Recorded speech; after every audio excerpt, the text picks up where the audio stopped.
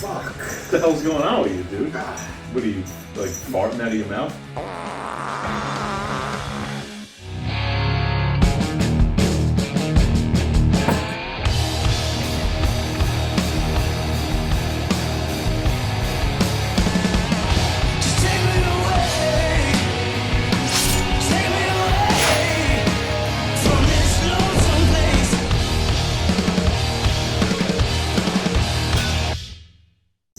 Yo, what's up? We're back for another one. I'm your king, the Whiskey King, and this is my jester.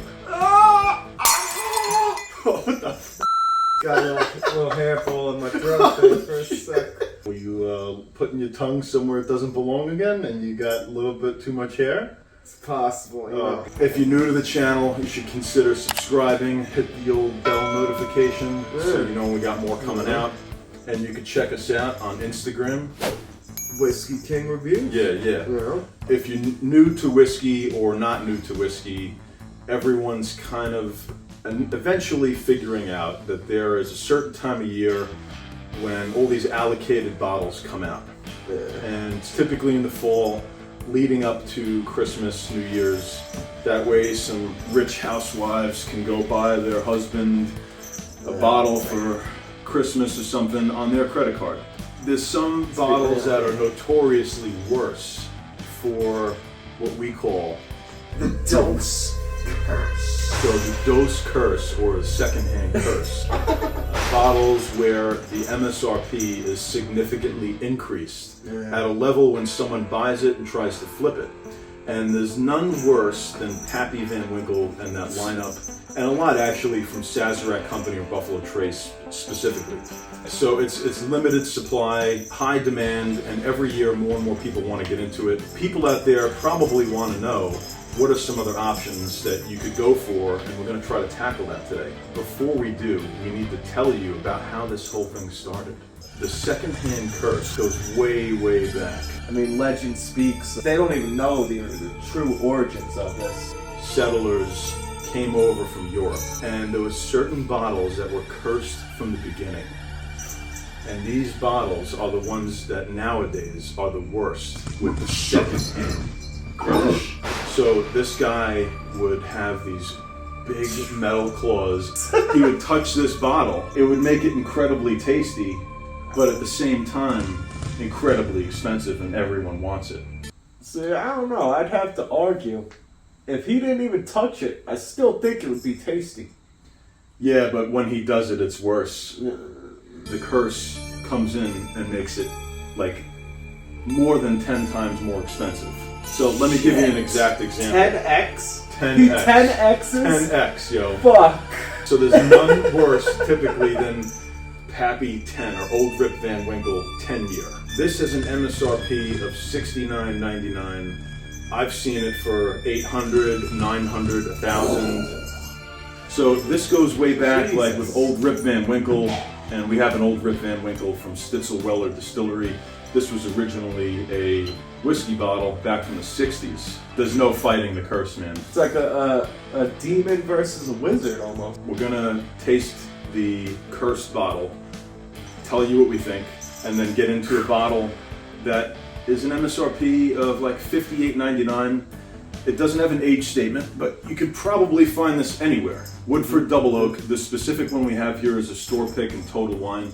Total Wine is a chain, they do store picks. So the double oaking just means that it's gone through 2 barrels, double oak. The dose oak. Dose oak. We're gonna pour out the Pappy first, the cursed bottle. Just. So, if you're not familiar, these are weeded bourbons.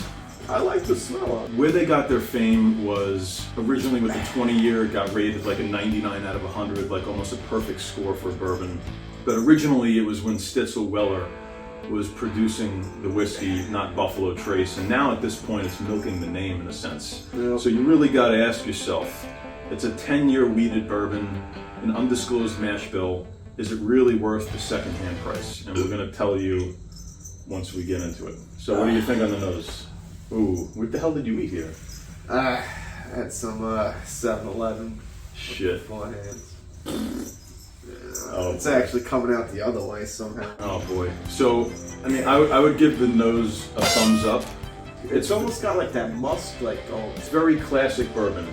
It's not overly complex. So, oaky, barrely, vanilla, caramel. a little spice on that. Yeah, and also I'm getting some sweetness too from the wheat. By the way, this is 107 proof. Huh. So that's 53.5%. So if you paid $69.99 for this, just round it up, $70, how would you feel? I would feel, good. I feel like I got a good deal, but honestly, I think maybe the Woodford might be better. Well, I'm going to give it a thumbs up on the palate. I think it deserves it. It's still a For solid $69? pour. Baking spice, classic bourbon, nice long finish. If you're getting a cursed price, you want to probably stay away. I would not pay $1,000 for this. You're out of your fucking mind. Would you pay $1,000 for this? Hell no. I probably would also give it a thumbs up on the finish. It's a nice, long-lasting finish, but I'm not giving this banger status. What you see here is I've turned an old bottle that I had into a candle.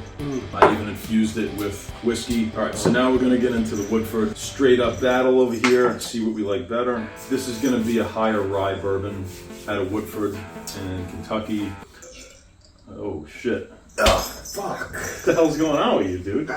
Fucking 7-Eleven. What are you, like, farting out of your mouth, basically? Give us a thumbs up on the video if you know that episode of South Park where they ate their food with their butt and crapped out of their mouth. I think that's what the jest is trying to I do. might give it a shot. Cheers. So Woodford Double Oak, about $60. And you could find it for $60. It hasn't been cursed. Wow. This has actually a more powerful nose than the last one. Yeah. Classic bourbon, but like hints of like nutmeg and banana. Slight griminess still on this. This is a little bit less strong. It's 45.2%, 90.4 proof. So oak, caramel, vanilla, banana, baking spices. Let's get into that palate. Whoa. So let's just go right at it. Immediate, all three thumbs up across the board. 100%. 100%. We suggested it if you are just starting with whiskey because it's a really good bourbon, it's affordable, it's readily available, and it is not cursed by the dose hand. You don't want the old dose hand. Similar to what I got on the nose is coming through in the palate. Oh yeah, it's a little bit more spicy on the palate. Yeah, a little more. Yeah, you're right. Than the nose. And that's probably from the rye and the mash bill versus the other one was a little bit like mustier and sweeter on the palate from the wheat. You know what they say, Woodford is good for Woodford or Pappy 10. And I shit you not, I'd go with the Woodford over the Pappy. Just drinks better, dude, right? Yeah, I mean, in my opinion, there's more flavor. There's a lot more going on. So it's a little smoother, but that could also be because it's lower proof. But there's clearly more at play in the palate. The finish is just as long. The nose is more complex.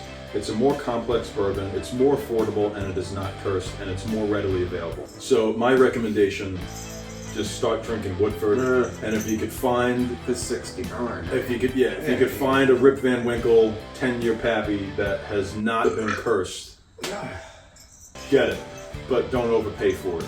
Don't eat some Taco Bell tuna sandwiches. Arby's, what else? I don't know. I run the gambit of fucking bad food when right before we shoot. This guy's always eating something stupid. So we appreciate you joining us. We hope you enjoyed. Drink responsibly. Cheers, buddy. Till next time.